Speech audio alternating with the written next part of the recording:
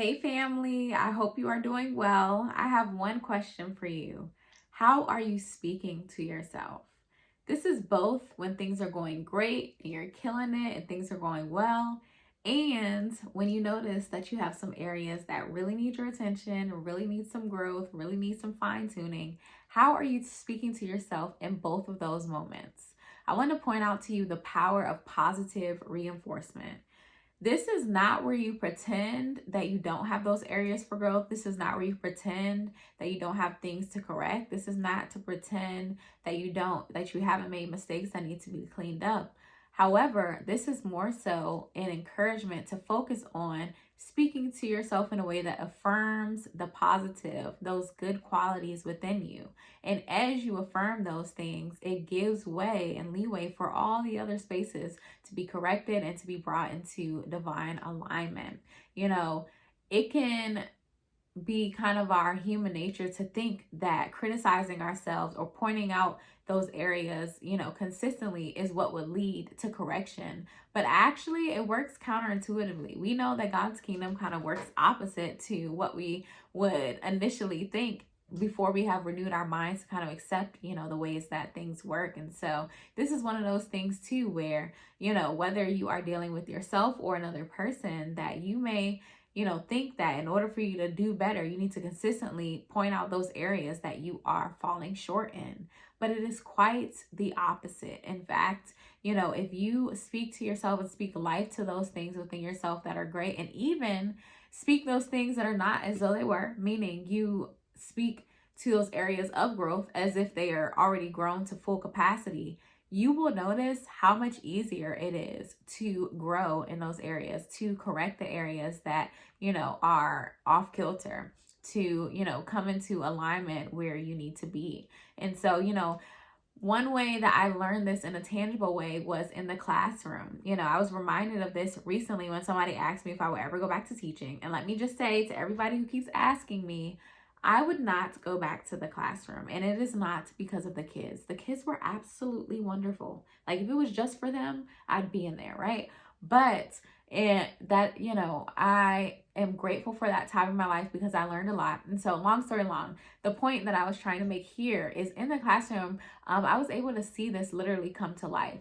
When you go and you see, let's say, a kid misbehaving, right? If you consistently tell that kid that they're a bad kid, you consistently tell that kid that they can't ever do anything right, you consistently point out what that kid is doing wrong, and never ever tell them what they're doing right, never ever affirm the good of who they are, not how they're behaving, you never speak life into that kid, they will continue to spiral in the misbehavior and likely get worse, because what you give attention to is what grows. And so you would notice that as you affirm one child about the good things within them, that they would be more inclined to correct those areas, that are not going well. As you even give positive instructions rather than negative instructions. And what that looks like is you give the what to do versus the what not to do. You see great growth within them. And even as you affirm the positive in the atmosphere, it causes even those other children who may not be aligned with what's going on or align with that thing that you're complimenting to then come into alignment, with everyone else, with everything else that's positive in the moment. And so what does that have to do with you? You can literally use this as a tool for yourself, speaking positively to yourself about yourself, even when you have room for growth, even speaking to those areas of growth as if they are full grown. Let's just say that you are just starting your health and wellness journey, and the reality is in this moment you need to stop eating junk food, you need to stop drinking soda, you need to have a more consistent diet, you need to, I don't know, whatever it may be. The inclination could be that you're going to go cold turkey and never drink soda again, never eat junk food again, and that's how you're gonna rock, right? That may be your initial inclination, but a better strategy would be to say what you are positively going to do. I am going to feed my body nutritious foods because that's what it needs to thrive. See how that's different from what almost feels like punishment when you say I'm going to cut out all of these things. It accomplishes the same goal, However, you have a lot more grace in getting to that end goal than you do when you're consistently just focusing on what not to do. Another thing within that same example is, as you are growing to become that person that eats healthy on a regular basis, you notice those moments when you did make a better choice, rather than consistently only focusing on the areas in which you're still eating junk food, you're still drinking soda, whatever else, because it makes you feel hopeless when you continuously focus on those things. It feels like, you know what, I can never get it right. It makes you feel like I'm not growing anyway. Let me just continue drinking soda anyway. I might as well just keep eating junk food because I can't ever see myself, doing better. When you point out those moments when, hey, I made a better choice there. Maybe you didn't make the best choice yet, but you made a better choice, it gives you that room for growth. I've talked about this before, having a growth mindset. And so positive reinforcement really does pair well with growth mindset because it gives you that stretch that you need. It's kind of like the difference between grace and the law. Like, if we want to look at how that portrays out in the Bible, grace is where, God sees us through the lens of Jesus, which means he sees us as his original creation, the highest version of how he created us, whereas under the law, we see ourselves as, dang, I'm nowhere near anything. I'm just nobody. I can't get anything right. I can never do whatever. It puts you in a different place. When you live by grace, you see yourself in a higher light. You see yourself in a positive light, which then gives you, that fuel that you need, the grace, not to use the word redundantly, but that grace that you need to fine tune those other areas and bring them into alignment. And so that happens not just in our spiritual lives, but also in every other area of our life, physically, mentally, emotionally, spiritually, in our work.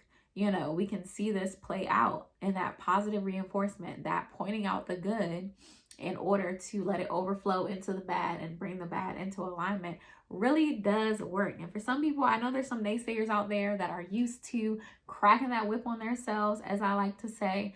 They think that that's the only way to go. But I'm telling you, you can go so much further if you would make an intentional effort to see the good, to see the positive, because that's the direction you will continue to go in. You see the good, you see the positive, you point it out, that's the direction you go in. If you see the bad consistently, you point it out every 5 seconds, that's the direction you're going to go in. It does not mean don't address the areas for growth. It's just about the lens through which you are seeing things and the way in which you are addressing them. And so I want to encourage you today to be nice to yourself, be kind to yourself, positively reinforce the good things that you're doing, positively reinforce the growth that you are making, the areas where you are making better choices, the areas in which you are getting it right. And then that will give you that extra boost that you need to, again, fine tune those areas where you're not all the way there yet, but it will give you that confidence to feel like, I can, get there one day, whatever that may be. It's a part of accepting yourself where you are in the moment, and then having that faith, having that confidence that you will be able to continue to improve down the line. It's kind of like people say when they say you catch more flies with honey than you do with vinegar. I mean, that happens, that works with other people, but it definitely works with yourself too. If you are constantly pouring vinegar on your wounds, constantly pouring vinegar on the progress you're trying to make, then, that acid's going to burn it all up. The acid is going to burn it all up. But if you pour some honey on it, listen, it'll stick together. It'll give you that ground and that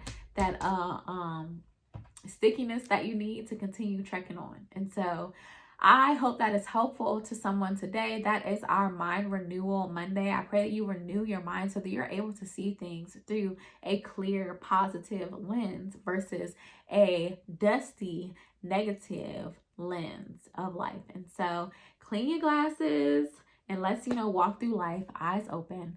And I hope you have a healthy and wholesome week. I will talk to you soon, God willing. Love you bunches.